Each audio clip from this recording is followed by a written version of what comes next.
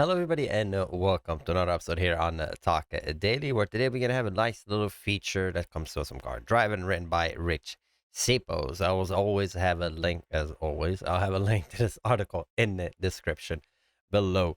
So, why am I mentioning this? If you're new to this channel, hi, hello, how are you? And if you are fond of this channel, you've seen a couple of my videos. I don't like comparing cars. So obviously I'm giving you an article that where they're comparing three cars. And the reason I'm talking about it is because to reinforce the fact that when you compare cars, it doesn't really work. Comparing cars doesn't really work. I really believe every car has this identity and you buy it because you like that car, not because you're thinking about it either or. You pretty much think to yourself, what's the price? Is the price good? How is the financing? And that situation get magnifies itself to be even worse when you're comparing luxury brands because the luxury people, the money is not an issue. So now they buy what they want. And I'm just showing you that comparing a Lexus sedan, the 2023. Okay, hold on. So the 2023 Genesis G90, the 2022 Lexus LS 500, and the 2022 Mercedes-Benz S500.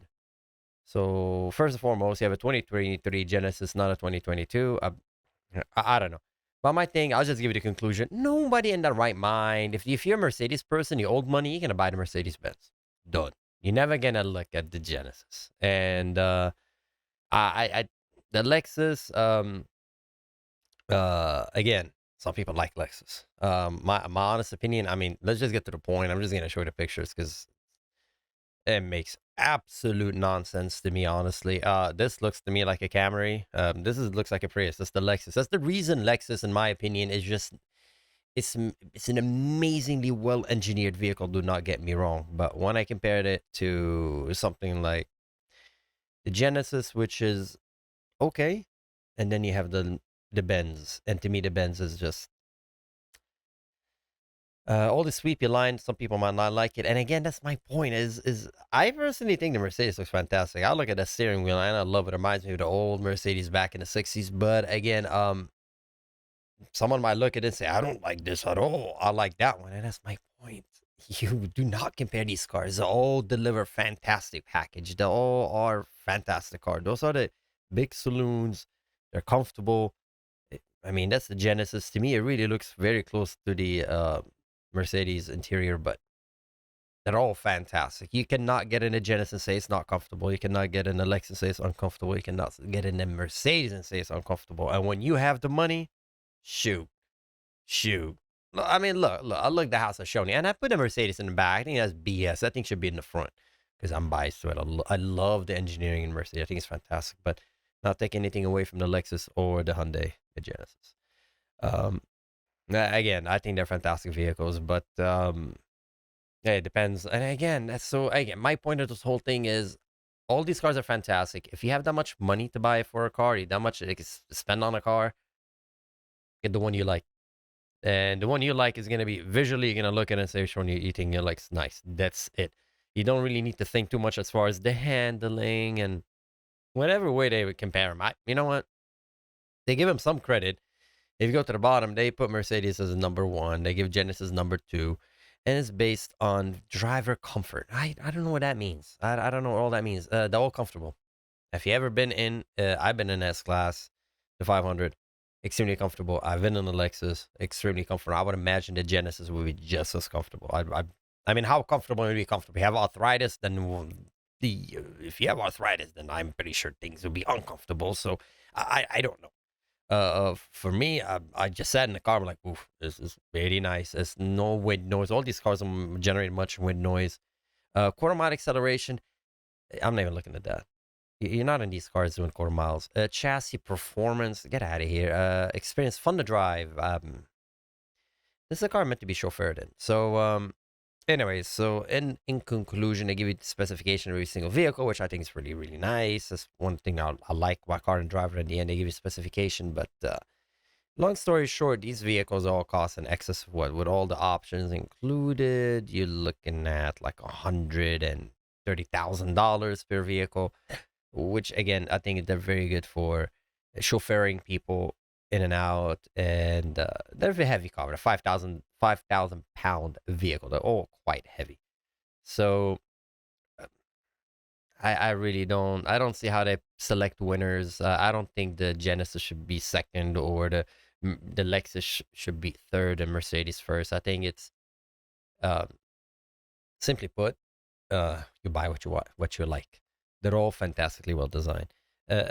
My personal preference is, I mean, when I look at the Lexus, it looks like that's, I mean, for me, I see Toyota all over it, and I love Toyota, and I like it. I like the way it looks. Looks sharp. Looks clean. Looks very and like engineered to the dot. It's pretty. I look at a Genesis and I think, wow, I love that steering wheel. The interior looks clean. You can totally tell it's an expensive vehicle from the interior. Well done, well designed. Look at the knobs. No issues. The Benz to me is just, again, it's just a fantastic. I personally love the Benz the most. I like the way it looks, and they have a 3D. By the way, I have a 3D display that you can't obviously can't see it on the monitor, but it's just fantastic. You can tell I'm kind of biased to the Mercedes. I personally, I love them. I think they're fantastic vehicles. I love Benz. Of course.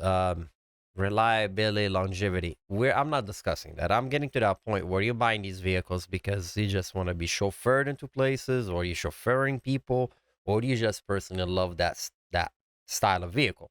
That four doors sedan, full size, rear wheel drive or all wheel drive, plenty of power, excellent amount of comfort, full of technology. If you that is the genre of vehicles you like, then you're in the right place. Those vehicles are fantastic. They all offer you something. I don't think any of them get marked down. None of them are trying to be. I don't see the Genesis trying to be the Lexus, or they're trying to be a Mercedes. I think they're all pretty much are just giving you what comfort is. And we are at a point in life where, in the life as far as vehicle production, as far as when you're looking at cars, it's not like back if you go back to the 80s or you go back to the 70s where um, some cars got it figured out and some cars don't have it figured out. I think Hyundai already got it figured out. They know what the recipe is because it's been out there. They know rear wheel drive or all wheel drive, plenty of leather everywhere, full of technology, and a very comfortable, controlled ride. We're not talking about the Buick back in the the 80s, and none of these things ride like boats. They all ride well. Again, it's just a matter of preference of what vehicle you personally like. Um, I don't see any issues with a Lexus whatsoever. I look at the Lexus, I think looks nice. I think the Lexus probably would. I mean, this is also not fair, but if you're gonna talk about reliability, you might be tempted to say, okay, because it's underneath of the Toyota, it has more reliable. There's more component that lasts long. Well, I mean, a Mercedes too. Mercedes has been making cars forever, so and I don't think those are the kind of vehicles you really want to. Let me change the oil. You take it to the dealership for the oil. You have warranty. You don't. You're not gonna go underneath that car and start wrenching it out and getting you 12 millimeter and 14 millimeter and changing oil. I'm not gonna do that. And if you do, good for you. Hey, who knows? Everybody does their own thing. But again, I think all these cars are fantastic. They all look beautiful. And I'm gonna see them in the LA Auto Show. Yeah, I'm gonna be there. So I'll record a couple of videos and send it to everybody. I'll share it with y'all. Yeah, in conclusion, I think you look at it, you like it, you like the way it looks, you buy. It's I don't think any of these vehicles they get a mark down for not being good enough. I think they're all fantastic vehicles. They're all amazing. And also, I believe, as far as brand, some people just are Mercedes people, some people are Lexus people, and some people are maybe they'll look at Genesis and say, "Oh, I love the new Genesis," and they just buy it. So good for them. I'm surprised I don't have the 7 Series here for some odd reason. I would imagine you have the 7 Series and and an Audi. Because to me, this genre is very German. This is very German genre. There's some French cars also fantastic. We don't have them here in the state. They're front wheel drive, but they're also they're very comfortable. But anyways, in conclusion, go ahead and check out this article. Let me know. Maybe I'm wrong. Maybe you agree with this article. Read it for yourself and let me know what you think. And do you agree with me? Do you compare cars? I really don't, because it's what you like. Again, I would imagine, I understand if the car is, we're talking about something a little bit cheaper and you're looking at finance and APR, but if you're just looking at that high end, you're buying a brand new from the dealership plus markup, you're going to buy what you like. I don't think you're going to buy something that you've been influenced by. So let me know what you think as always, and take care. And I'll see you next time. Bye bye.